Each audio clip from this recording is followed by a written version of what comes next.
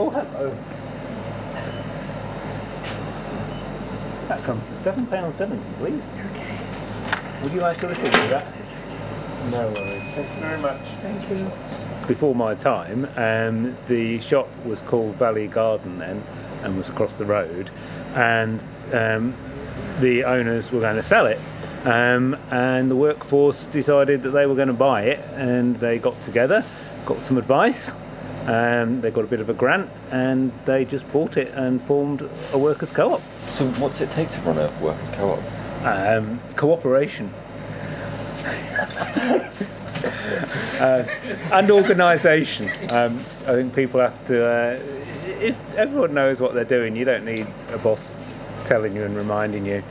And if people have got a stake in it, then no one's going to be mucking around. So, as long as good people is what it takes. Good people who want to do the right thing, and work together cooperatively to do something they all want to do.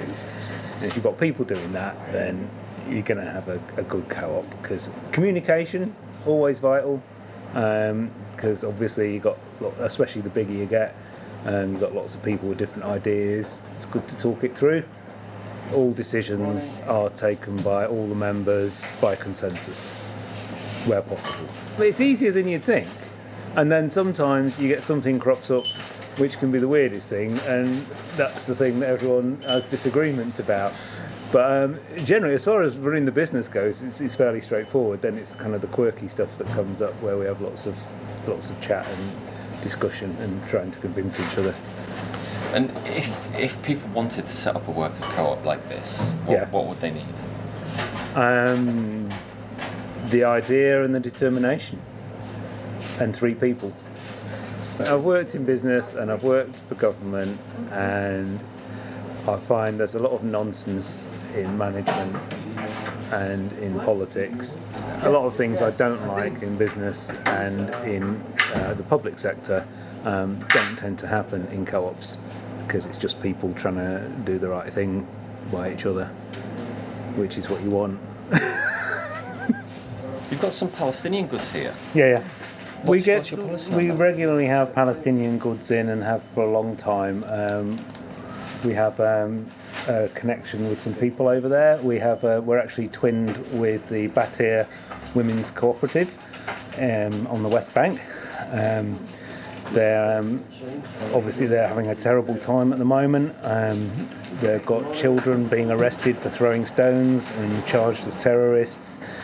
They've got Israeli settlers coming in. They harvest olives. They're a food cooperative. They have olive fields that they're not allowed to harvest, while the Israelis are coming in and harvesting their olives for them and selling them and not giving them any money. It's quite awful, really, what's happening over there, and that's not even to think about what's happening in Gaza. It's absolutely appalling. So where were these made? These have been made in Palestine, on the West Bank, I believe.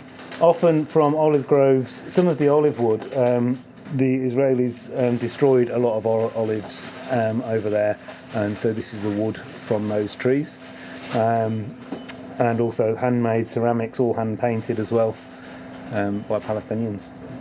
And they're adding as much value as they can at their end, and we're selling them for as much as we can at our end, so they get as much money as possible.